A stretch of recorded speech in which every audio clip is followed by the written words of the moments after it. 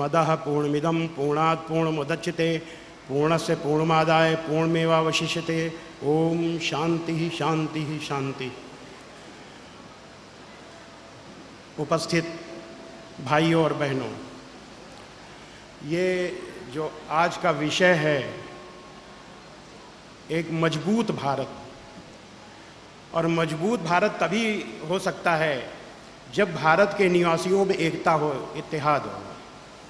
बिना इसके मजबूती नहीं आ सकती। ये सबसे बड़ी शर्त है। इसी मजबूती के लिए मैंने एक संगठन बनाया, हिंदू मुस्लिम जन एकता मंच। और अगर किसी भी विषय को, किसी भी बात को दिल की गहराइयों में उतारना हो तो उसके लिए सबसे बड़ा, सबसे अच्छा साधन धर्म होता है। तो इस इत्तेहाद के लिए, इस एकता के लिए, क्योंकि हिंदू और मुस्लिम दोनों भारत के दो बड़े समुदाय हैं, इनमें विशेष रूप से एकता होनी चाहिए, इसलिए हमने इन्हीं दो समुदायों को लिया। और ये बात धर्म के माध्यम से दिल की गहराइयों में उतर जाए, इसके लिए मैंने 10 बार कुरान पढ़ी। कुरान मजीद का शुरू से लेकर आखिर तक 10 बार अध्ययन किया। संसार का सबसे पहला धर्म है इंसानियत, क्योंकि इंसान पहले आया, धर्म बाद में। इंसान के साथ ही इंसानियत आई। इसीलिए जितने भी धर्म हैं वो इंसानियत का संदेश देते हैं, मानवता का संदेश देते हैं। कुरान मजीद के सूरा 2 आयत नंबर 112 में है कि जिस किसी ने अपने आप को अल्लाह के सुपुर्द कर दिया, अल्लाह के सामने सरेंडर कर दिया, और उसका काम भी अच्छे से अच्छा हो इस दुनियावी जिंदगी में। दुनियावी जिंदगी में काम से मतलब है इंसानियत, मानवता से, यानी जिसमें मानवता हो, इंसानियत हो, उसका बदला उसके परवरदिगार के पास है। ऐसे लोगों को अंतिम दिन आखिरत में न तो किसी तरीके का डर होगा और न ही वे गमनाक होंगे, न ही शोकाकुल होंगे या दुख में रहेंगे। इसी तरीके से सनातन वैदिक धर्म में, सनातन वैदिक धर्म में ईश्वर को पाने की जो विद्या है उसका नाम योग है। इस योग की 8 सीढ़ियां हैं: यम, नियम, आसन, प्राणायाम, प्रत्याहार, धारणा, ध्यान, समाधि। पहली सीढ़ी यम है, और ये जो यम है ये मनुष्य बनने की शर्त है।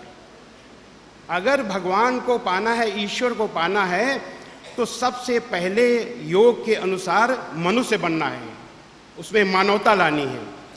और यम ये है क्या? अहिंसा, सत्यम, अस्तेयम, ब्रह्मचर्यम, दयार्जवम, क्षमा, धृतिर्मिताहारा, शौचम, चयु, यमा, 10। मनुष्य बनने की ये 10 शर्तें योग में हैं। पहली शर्त है अहिंसा, यानी मनसा वाचा कर्मणा, मन से, वचन से, कर्म से किसी को किसी तरीके की तकलीफ न पहुंचाना, ये अहिंसा है। अब यही अहिंसा हम कुरान में भी देखते हैं। बहुत से लोग सोचते हैं कि इस्लाम हिंसक धर्म है, वहाँ हिंसा है, अहिंसा नाम का शब्द है ही नहीं। लेकिन कुरान मजीद में मनसा वाचा कर्मणा तीनों तरीके के हिंसा है, बस देखने की जरूरत है। कुरान मजीद के सूरा 28 आयत नंबर 83 में है, अल्लाह का वादा है कि हम परलोक यानी जन्नत का घर उन लोगों के लिए विशेष कर देंगे, खास तौर पर देंगे जो धरती में जुल्म और फसाद करने का इरादा नहीं रखते, यानी जुल्म और फसाद के लिए मन में भी नहीं सोचते, दिमाग में ही नहीं लाते। ऐसे लोगों को अल्लाह जन्नत का घर खास तौर से देगा, ये अल्लाह का वादा है। तो ये मन से अहिंसा हुई। और वचन से कुरान मजीद के सूरा 41 आयत नंबर 34 में है, भलाई और बुराई बराबर नहीं हो सकती, तो लोगों की सख्त बातों का ऐसे तरीके से जवाब दो जो बहुत अच्छा हो। ऐसा करने से तुम देखोगे कि जिसमें और तुम में पहले दुश्मनी थी, अब वो तुम्हारा गहरा दोस्त है। यानी अल्लाह का हुक्म है दुनिया के इंसानों के लिए, केवल मुसलमानों के लिए नहीं, दुनिया के इंसानों के लिए, कि अगर कोई व्यक्ति आपसे कठोरता से बोलता है, तुमसे कठोरता से बोलता है, तो उसका जवाब कठोरता से नहीं देना, इतने मुलायम से, इतनी विनम्रता से देना है कि उसका दिल जीत लो। इसीलिए इस्लाम दिल जीतने का मजहब है कि दिल जीत लो और उसकी दुश्मनी को दोस्ती में बदल लो। ये तरीका बताया गया है, ये हुक्म है कुरान मजीद के सूरा 41 आयत नंबर 34 में। तो ये वचन से हिंसा हो गई।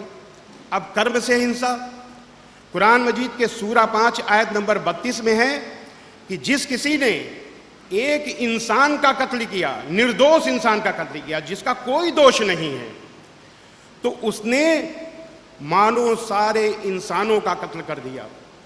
और जिस किसी ने एक निर्दोष इंसान को बचाया, तो उसने मानो सारे इंसानों को जीवन प्रदान कर दिया। कितनी अच्छी बात है। इससे वजनी बात कोई नहीं हो सकती कि एक निर्दोष के कत्ल का मतलब सारी इंसानियत को आपने खत्म कर दिया। तो ये अहिंसा मनुष्य बनने की पहली शर्त है, जो सनातन वैदिक धर्म में भी है और इस्लाम में भी है। सत्य, दुनिया का सबसे बड़ा सत्य क्या है? वेद। संसार का सबसे पुराना ईश ग्रंथ ऋग्वेद है। ऋग्वेद के मंडल 1 सूक्त 7 का 10वां मंत्र है, इंद्रम वो विश्व तस्मरी हवा महे जनेभ्या अस्माकम अस्तु केवलः। इसका अर्थ है, ऐ मनुष्यों, तुमको अत्यंत उचित है कि पूजा करने योग्य मुझ परमेश्वर को छोड़कर किसी दूसरे देव को मत मानो, क्योंकि मेरे अलावा और कोई पूजा करने योग्य नहीं है। इसको जरा संक्षेप में करिए तो संक्षेप करने से ये आएगा कि परमात्मा के अलावा और कोई पूज्य नहीं है, परमेश्वर के अलावा और कोई पूज्य नहीं है। ये अरबी में है ला इलाहा इल्लल्लाह। तो ये दुनिया का सबसे बड़ा सत्य है, ये यूनिवर्सल ट्रुथ है, सार्वभौमिक सत्य है, ब्रह्मांड का सबसे बड़ा सत्य है। इस सत्य को माने बिना इंसान नहीं रहेगा। उसमें मानवता लाने के लिए दूसरी शर्त भी होनी चाहिए। अहिंसा सत्यम अस्तेयम। उसको किसी चीज पर आसक्ति नहीं होनी चाहिए, किसी चीज का लालच नहीं होना चाहिए। अगर व्यक्ति किसी भी चीज का लालच करता है या बहुत उससे आसक्ति होती है, तो वो भी ईश्वर को नहीं पा सकता, ईश्वर के पास नहीं जा सकता, योग उसका नहीं हो सकता। योग का मतलब है परमेश्वर से जुड़ना, परमेश्वर से जुड़ा उसका नहीं हो सकता अगर वो उसमें लालच है, किसी भी दुनियावी जिंदगी, सांसारिक जीवन में के चीज़ों से विशेष आसक्ति है। कुरान मजीद में देखें क्या है।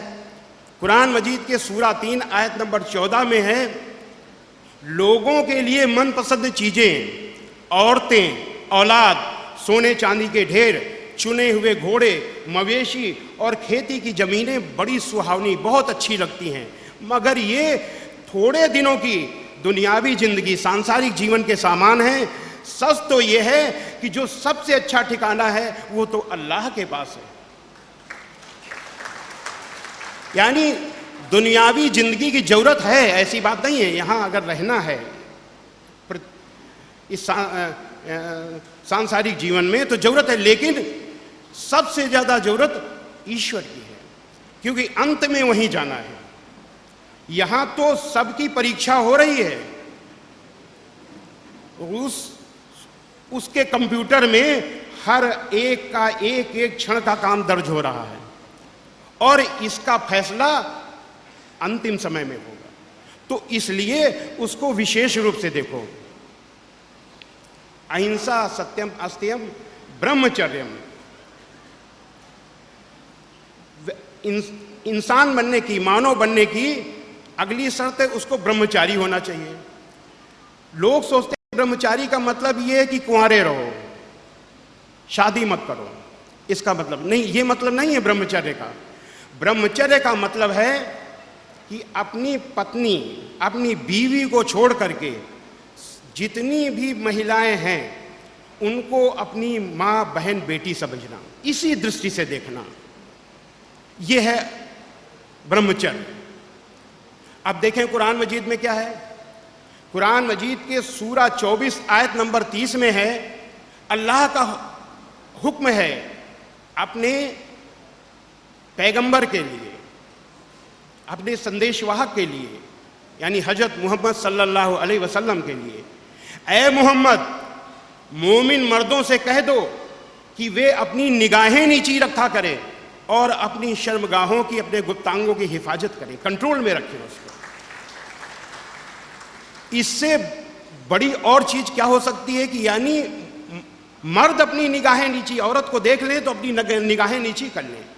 लोग सोचते हैं कि औरत को निगाहें नीची रखना चाहिए, लेकिन कुरान में अल्लाह का हुक्म है कि मर्द अपनी बीवी को छोड़ करके और अगर किसी को देखे अपनी निगाहें नीची कर ले। अभी इलाहाबाद में मेरा कार्यक्रम हुआ, वहाँ एक मौलाना ने बहुत कटु सत्य कहा, मुसलमान भाई नौजवानों को कहा। मैंने ओसामा, मौलाना ओसामा साहब थे, तो हमने उसके बाद कहा कि अगर मौलाना जैसा कोई एक व्यक्ति अगर उत्तर प्रदेश के पश्चिमी उत्तर प्रदेश में होता, तो पश्चिमी उत्तर प्रदेश में अभी कुछ दिनों पहले जो तमाम मारकाट हुई, हिंदुओं और मुसलमानों के बीच जो गहरी खाई बनी, वो न बनी होती है। एक छोटी सी घटना को लेकर के, एक लड़की से छेड़छाड़ को लेकर के वो इतना बड़ा बाउंडर बन गया कि पूरे पश्चिमी उत्तर प्रदेश में आग लग गई है, और उसका फायदा कुछ लोगों ने उठाया, कुछ राजनीतिज्ञों ने उठाया। तो जब आप गलती करेंगे तो जो लोग ताक में हैं, जिनमें मानवता नहीं है, स्वार्थ है, जो लोग ताक में बैठे हैं उसका फायदा उठा लेंगे और नुकसान में आप रहेंगे, घाटे में आप रहेंगे। अहिंसा सत्यम अस्तेयम ब्रह्मचर्यम दयार्जवम। और अगली शर्त है इंसान बनने की कि उसको दयालु होना चाहिए। हजरत मोहम्मद सल्लल्लाहु अलैहि वसल्लम के लिए अल्लाह का हुक्म आया कुरान मजीद के सूरा 21 आयत नंबर 107 में कि ऐ मोहम्मद, हमने तुमको सारी दुनिया के लिए दयालु बनाकर भेजा है। केवल मुसलमानों के लिए नहीं, सारी दुनिया के जो इंसान हैं उनके लिए दयालु बनाकर के भेजा है। हजरत मोहम्मद सल्लल्लाहु अलैहि वसल्लम से एक अनुयायी ने कहा कि ऐ अल्लाह के रसूल, आप अपने दुश्मनों पर लानत भेजिए, उनके लिए बद्दुआ कीजिए। आपने उससे कहा, जोश में होश कायम रखो, अल्लाह ने मुझे इस दुनिया में किसी पर लानत भेजने के लिए, किसी को बद्दुआ देने के लिए नहीं भेजा, रहमत के लिए, दया के लिए भेजा है। मस्जिद नबवी में जहां आप रहते थे, वहां एक गैर मुस्लिम आया। हम हजरत मोहम्मद सल्लल्लाहु अलैहि वसल्लम का उदाहरण इसलिए दे रहे हैं कि हिंदू भाई नहीं, मुस्लिम भाई फिर से याद करें, जानते सब हैं, फिर से याद करें कि अल्लाह के अंतिम पैगंबर ने अमल से क्या करके दिखाया, अपने आचरण में किस चीज को उन्होंने स्वीकार किया, अपना आचरण कैसा दिखाया।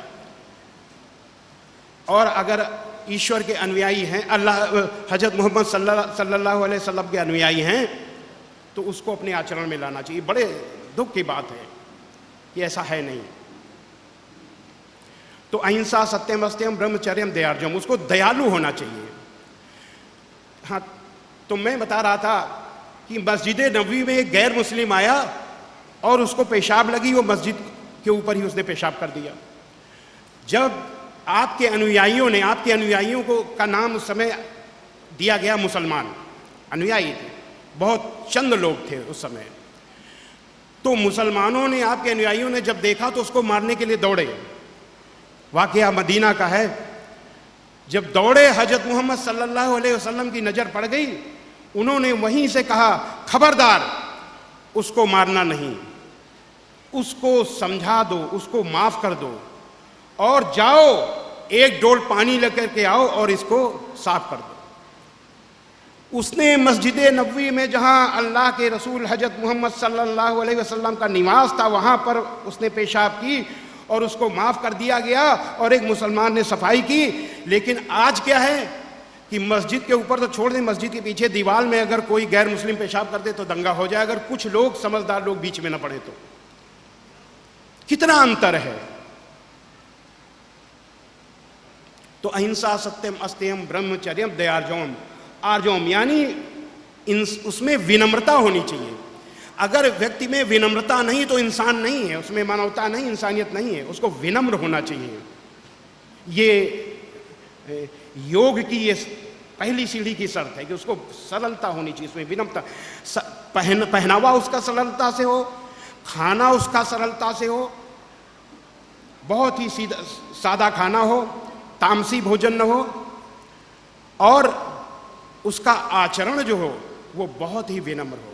भाषा उसकी कथनी करनी दोनों में विनम्रता दिखाई देनी चाहिए। यहां हमें एक उदाहरण याद आ रहा है।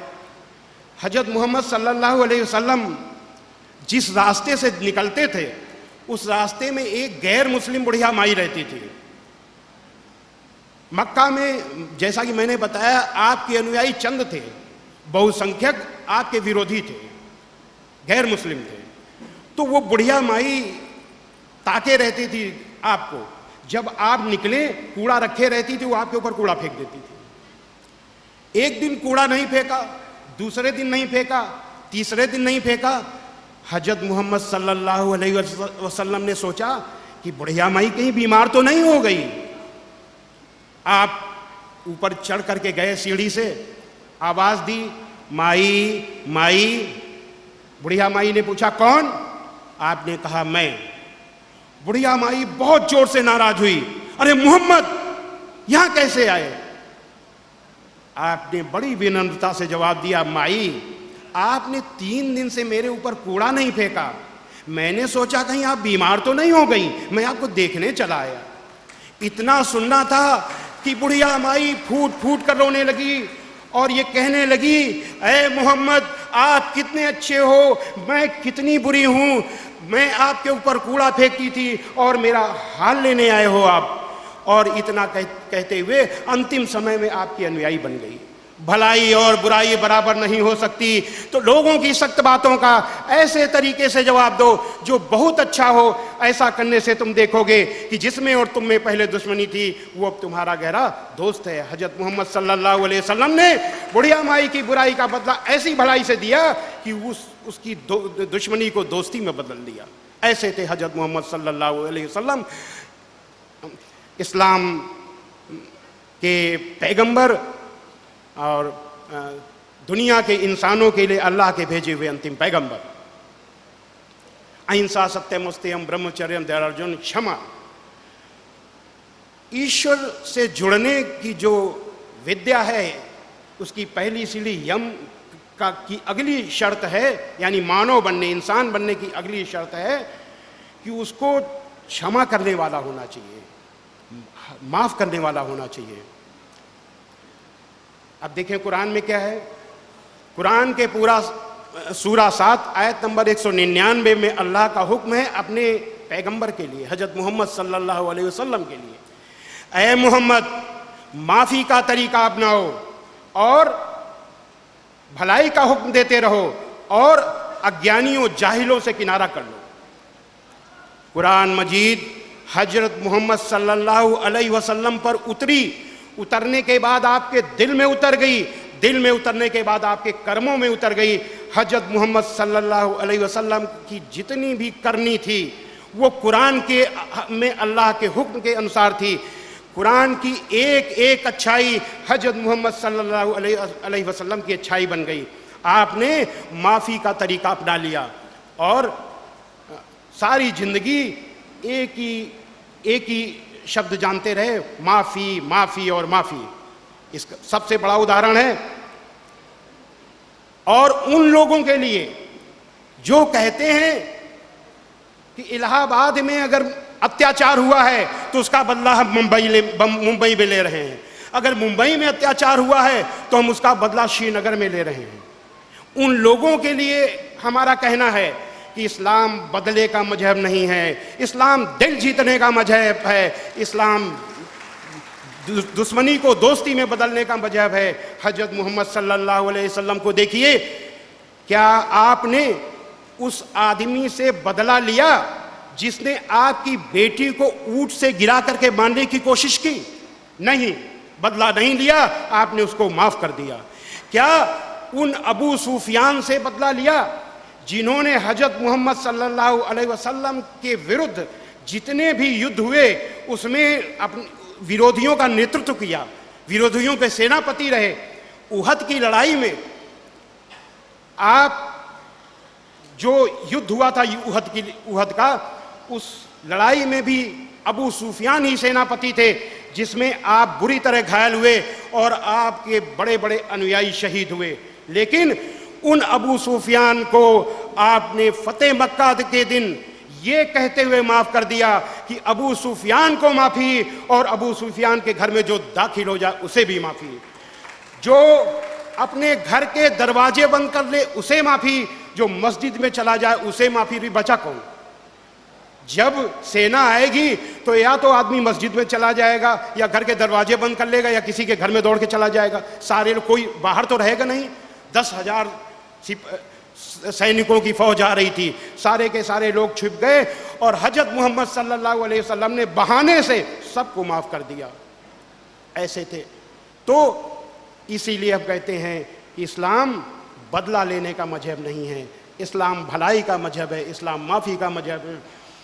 गुस्सा, क्रोध पाप की जड़ होता है और क्रोध को, गुस्से को रोकने का सबसे अच्छा तरीका इस्लाम ने बताया, माफ कर दो। जब माफ कर दोगे गुस्सा अपने आप खत्म।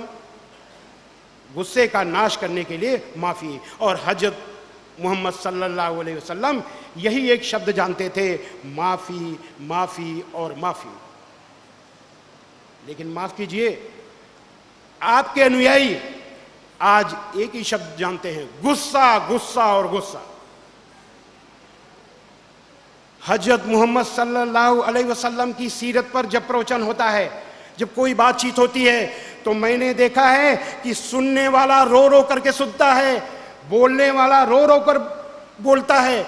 लेकिन हम और आप कभी अपने सीने पर हाथ रखते हैं कि जिन हजरत मोहम्मद सल्लल्लाहु अलैहि वसल्लम को हम इतना चाहते हैं, क्या हम उनके आचरण पर चलते हैं? क्या उनके दिखाए रास्ते पर चलते हैं? कभी चले हैं? कभी नहीं। हर साल यही लोग सुनते हैं और सुन करके भूल जाते हैं। दुनिया के लाखों लाखों मुसलमान, दुनिया का सबसे बड़ा आश्चर्य है, दुनिया के 7 आश्चर्य हैं, उनसे भी बड़ा आश्चर्य है। वो आश्चर्य क्या है कि दुनिया के लाखों लाखों मुसलमान हजरत मोहम्मद सल्लल्लाहु अलैहि वसल्लम के खिलाफ कोई बात हो जाए तो अपनी गर्दन कटाने के लिए तैयार रहते हैं, लेकिन आपके आचरण को अमल में लाने के लिए तैयार नहीं है। इससे बड़ा दुनिया का ताजुब और कोई नहीं हो सकता। याद रखो, इस्लाम ने ताकत से जीत हासिल नहीं की, इस्लाम ने तलवार से जीत हासिल नहीं की, इस्लाम ने अपनी अच्छाई और सच्चाई से जीत हासिल की। और वो सच्चाई और अच्छाई मुसलमानों में दिखाई देनी चाहिए, उसी की जरूरत है आज। जिस दिन ये सच्चाई और अच्छाई मुसलमानों में आ जाएगी, उस समय मीडिया, यहूदी, दुनिया भर का मीडिया कितना भी इस्लाम के खिलाफ प्रचार करे, कोई नहीं मानेगा, कहेंगे सब झूठे हैं। लेकिन वो अच्छाई मुसलमानों में दिखाई देनी चाहिए। मैं बता रहा हूं, जब पहले मैं इलाहाबाद के एंग्लो बंगाली इंटर कॉलेज में पढ़ता था, साइंस में प्रैक्टिकल होते हैं, उसमें प्रैक्टिकल में मेरे एक साथी थे सैयद इकराम हुसैन, वो पार्टनर बने, दोस्ती हो गई, पार्टनर ही थे। बाद में वो रेलवे में सर्विस करने लगे, सिग्नल इंस्पेक्टर बन गए। एक बार उन्होंने, फिर मैं ईश्वर की शरण में आ गया। एक बार उन्होंने मुझे फ़ोन किया कि त्रिपाठी जी कहते थे, हम उनसे कहते थे आप स्वामी जी न कहिए, त्रिपाठी जी कहिए, अच्छा लगता है। तो उन्होंने कहा त्रिपाठी जी मैं आपसे मिलना चाहता हूँ। इलाहाबाद जो लोग गए होंगे वहाँ घंटा घर है, उसके सामने जानसनगंज है।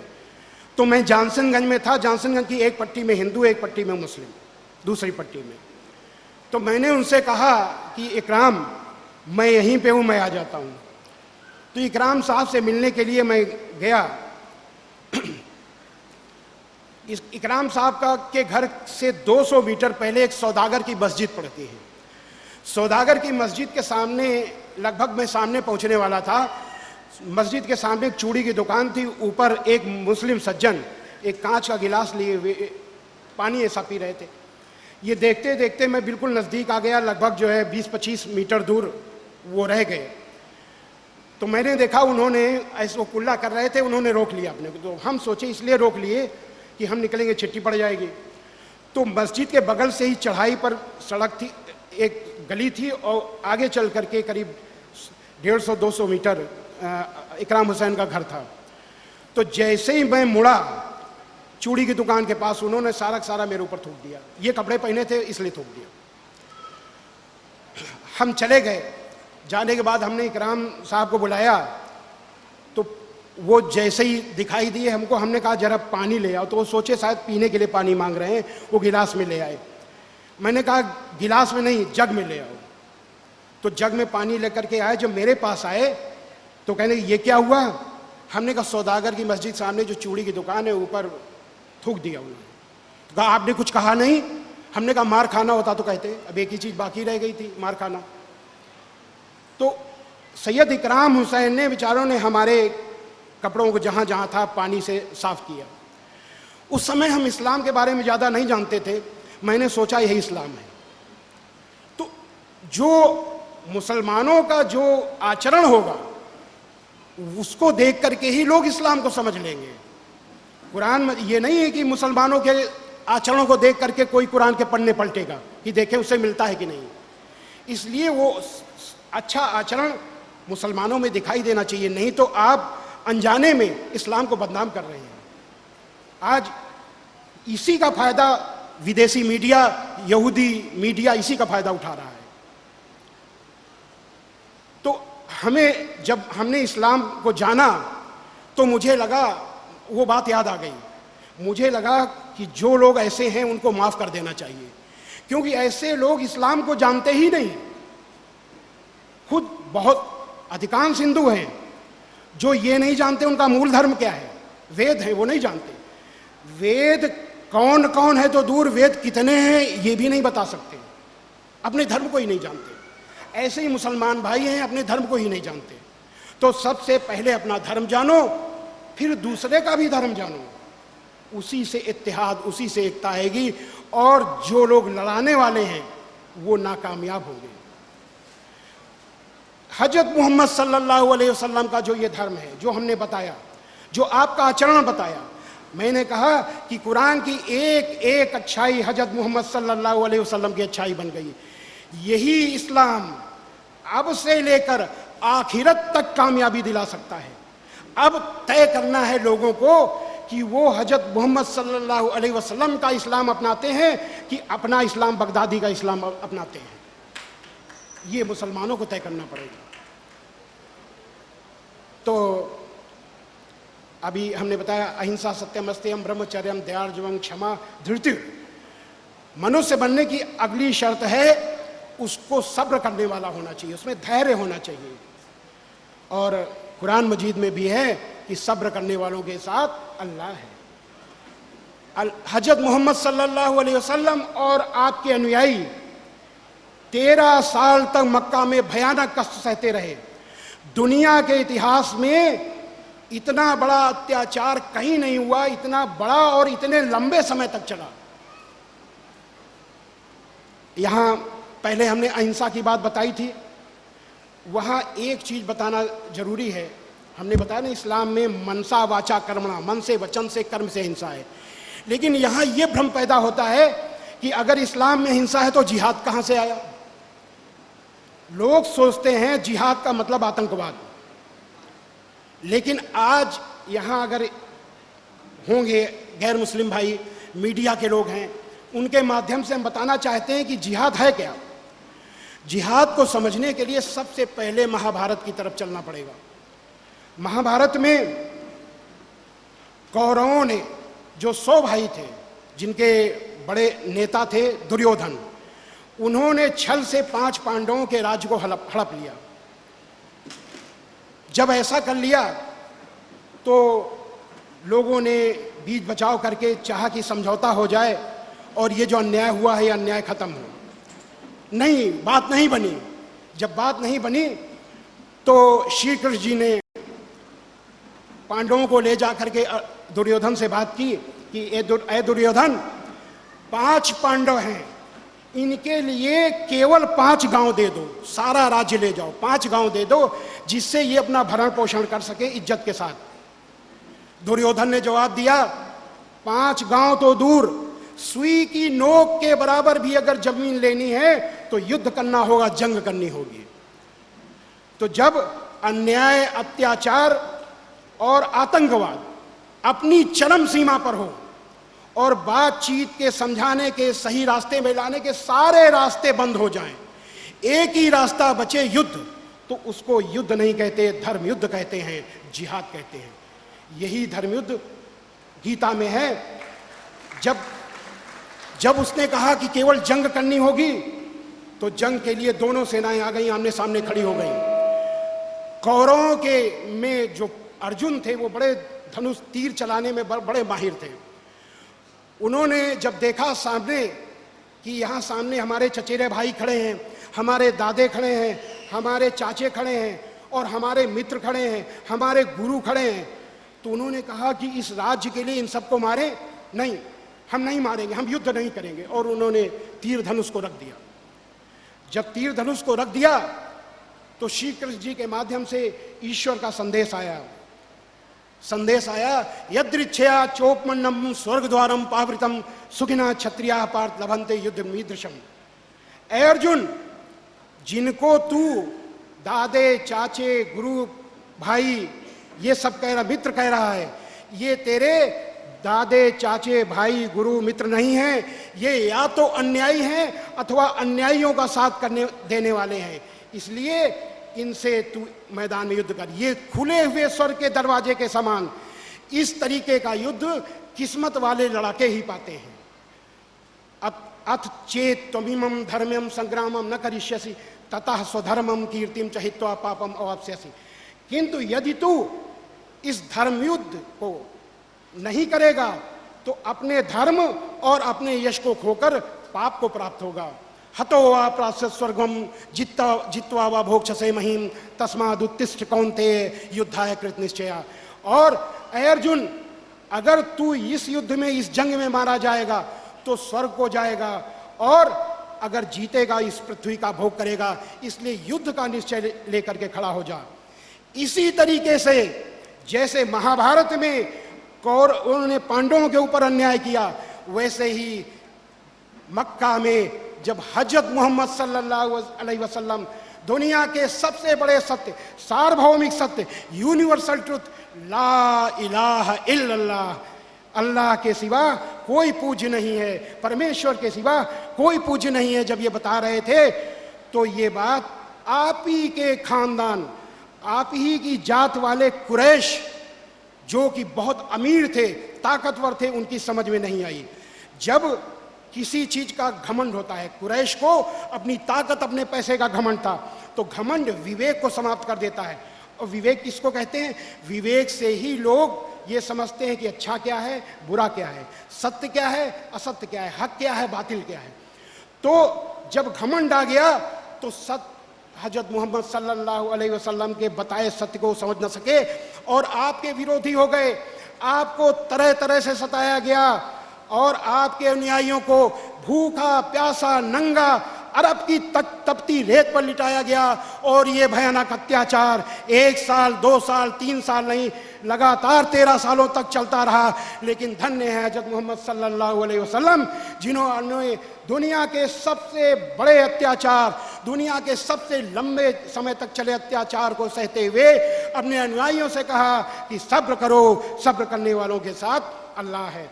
वो आपने उन कुरैश की बुराइयों का, उन कुरैश के अत्याचारों का, उन कुरैश के अन्याय का जवाब अन्याय, अत्याचार और बुराई से नहीं दिया। आप सब सहन करते रहे। अंत में जैसे मैंने कहा था ना कि ए मोहम्मद, माफ़ी का तरीका अपनाओ और भलाई का हुक्म देते रहो और अज्ञानियों से, जाहिलों से किनारा कर लो। तो हज़रत मोहम्मद सल्लल्लाहु अलैहि वसल्लम ने उन जाहिलों से, उन अज्ञानियों से किनारा कर लिया। आप मक्का से मदीना चले गए, लेकिन शैतान तो शैतान, वो उसने वहाँ भी पीछा नहीं छोड़ा। बातचीत का रास्ता अपनाया गया।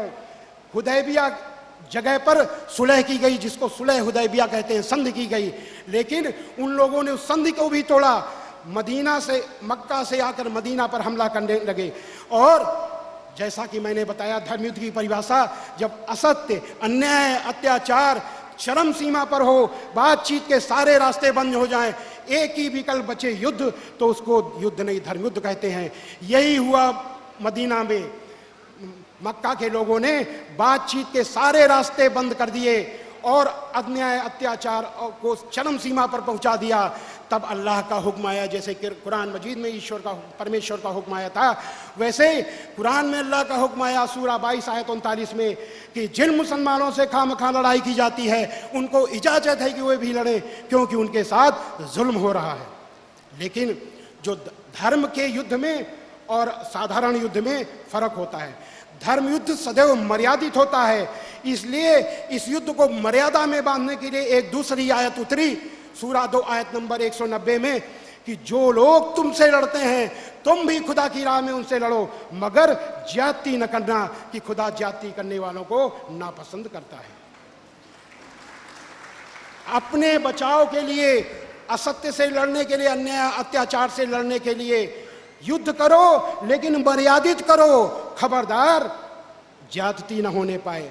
लोग सोचते हैं कि मुसलमानों का कर्तव्य है गैर मुस्लिम से लड़ना। ऐसा नहीं है। देखिए अल्लाह का हुक्म क्या है। सूरा 60 आयत नंबर 8 में अल्लाह का हुक्म है कि जिन लोगों ने तुमसे दीन के बारे में लड़ाई नहीं की, धर्म के बारे में लड़ाई नहीं की, तुमको तुम्हारे घरों से नहीं निकाला, तो उनके साथ भलाई, उनके साथ नहीं निकाला तो उनके साथ भलाई करने से तुमको अल्लाह मना नहीं करता। अल्लाह तो भलाई और इंसाफ करने वालों को पसंद करता है। यानी जो लोग लड़ते हैं, ये नहीं कि लड़ा दूसरा बदला दूसरे से लो, ये नहीं, ये अंधेर नगरी नहीं है। जो लोग तुमसे लड़ते हैं उन्हीं से लड़ने के लिए। और अल्लाह उन लोगों से, ये सूरा 60 की आयत नंबर 9, अल्लाह उन लोगों से दोस्ती करने के लिए मना करता है जिन लोगों ने तुमसे दीन के बारे में लड़ाई की और तुमको तुम्हारे घरों से निकाला या तुम्हारे घर से निकालने में औरों की मदद की। अल्लाह, और जो लोग ऐसा करते हैं, यानी ऐसे लोगों से दोस्ती करते हैं, वही जालिम है। अपने ही लोगों को कहा कि अगर ऐसे लोगों से दोस्ती करोगे तो जालिम कहलाओगे। इसके बाद भी नहीं है कि उनसे जंग करो। ये इस्लाम, इसीलिए कहा जाता है इस्लाम शांति का मजहब है। बहुत ही मजबूरी में युद्ध है इस्लाम में। तो अहिंसा, ये है जिहाद। जिहाद की परिभाषा, ये श्रीमद् भगवद गीता का जिहाद, कुरान का जिहाद एक ही है। और जिहाद का मतलब आतंकवाद नहीं है। जिहाद आतंकवाद को रोकने के लिए है, जिहाद अन्याय को रोकने के लिए है, जिहाद अत्याचार को रोकने के लिए है। तो मैं समझता हूं हर मुसलमान ये जानता है। अगर ऐसा न होता तो आप यहां पर पुलिस कमिश्नर साहब भी बैठे हैं, ये सच्चाई मालूम है कि चंद लोग आतंकवादी हैं, आतंकवादी प्रवृत्ति के लोग हैं। अगर इस्लाम में ये शांति न होती तो 20 करोड़ अगर लोग आतंकवादी बन जाते तो देश का क्या होता। ये इस्लाम ही है जो रोकता है इसके लिए। जानते हैं कि इस्लाम शांति का मजहब, इस्लाम भाईचारे का मजहब है। इस्लाम ही है जो कहता है कि अगर पड़ोसी भूखा रह जाए तो तुम्हारा खाना हराम। पड़ोसी चाहे वो हिंदू हो चाहे मुसलमान हो, अगर वो भूखा रह गया तो खाना हराम हो गया। ऐसे इस्लाम के अनुयायी इस चीज़ को कतई पसंद नहीं करते। मैंने घूम घूम करके देखा है। मैंने किताब लिखी थी इस्लामिक आतंकवाद का इतिहास, उसका ट्रांसलेशन करने में बाला साहब ने मदद की थी। यहाँ पर यहीं पर वो किताब छपी, the history of Islamic terrorism के नाम से। और वो किताब इसके बाद जब हमने इस्लाम को जाना तो दूसरी हमने किताब लिखी, इस्लाम आतंक के आदर्श, यानी इस्लाम में आतंक नहीं, आदर्श है अपनी उस गलती को सुधारने के लिए। तो अहिंसा, सत्यम, अस्तेयम, ब्रह्मचर्यम, दयार्जम, क्षमा, धृति, मिताहारा। और अगली शर्त है कि मनुष्य को मानवता तभी आएगी जो कम खाने वाला होना चाहिए, उसको थोड़ा खाने वाला। अल्प मिष्टान्नाभ्याम च चतुर्थांश अवशेषकम। आधा पेट अन्न से भरो, चौथाई पेट पानी से भरो, चौथाई पेट खाली रखो। हजरत मोहम्मद सल्लल्लाहु अलैहि वसल्लम ने पूरी जिंदगी भरपेट खाना नहीं खाया। अगर आपके यहाँ 4 लोग होते तो तीन लोगों का भोजन बनता था, एक का नहीं बनता था। उसी में अगर कोई आया तो वो भी खा लिया, मेहमान भी। तो अहिंसा, सत्यम, अस्तेयम, ब्रह्मचर्यम, दयार्जम, क्षमा, धृति, मिताहारा, शौचम चयुयमादस। शौच यानी अंदर और बाहर दोनों से शुद्ध। ये नहीं है कि साबुन लगा के नहाओ और पीछे चुगली करो। ये मानवता नहीं है। ऐसा व्यक्ति ईश्वर से नहीं मिल सकता योग के अनुसार। और हजरत मोहम्मद सल्लल्लाहु, कुरान कहती है कि चुगली बहुत बड़ा पाप है।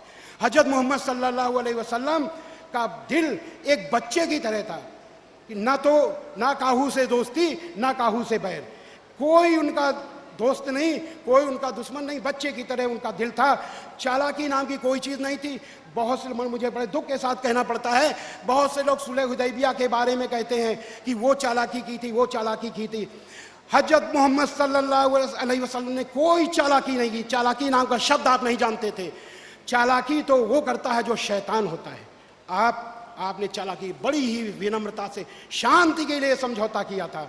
तो अंत में हम यही कहेंगे कि हम जो जितनी तारीफ किए हैं, ये तारीफ मुसलमान की हमने नहीं की, ये तारीफ उस इस्लाम की है जिसमें शांति, क्षमा, दया है। उस इस्लाम की है जिसमें भलाई का बदला बुराई है। और उस इस्लाम की है जिसका अंतिम उद्देश्य दिल जीतना है। उस इस्लाम की है जिसमें बदला की जगह माफ़ी है। यहाँ पर बस 1 मिनट में हम अपनी बात ख़त्म करेंगे। यहाँ पर विश्व हिंदू परिषद के केंद्रीय उपाध्यक्ष रहते हैं श्री आनंद शंकर पांड्या। बहुत बड़े हीरे के व्यापारी हैं, चंद जो सबसे बड़े हीरे के व्यापारी हैं उनमें से एक हैं। तो 1 मिनट में तो उनको जब मैंने ये इस्लाम बताया तो उन्होंने कहा, स्वामी जी, अभी भी वो केंद्रीय उपाध्यक्ष हैं विश्व हिंदू परिषद के, स्वामी जी आपने जो इस्लाम बताया है, हम मुसलमान भाइयों को संदेश देना चाहते हैं। उस इस्लाम को अगर आचरण में मुसलमान भाई ले आए तो सारी दुनिया मुसलमान हो जाए, यानी फिर दावत की जरूरत न पड़े। ओम शांति शांति शांति। या रब्बी शुक्रन हदैत क़ल्बी शुक्रन नव्वरत दरबी शुक्रन शुक्रन या रब्बी शुक्रन या रब्बी शुक्रन هديت قلبي شكرا نورت دربي شكرا شكرا يا رب شكرا يا رب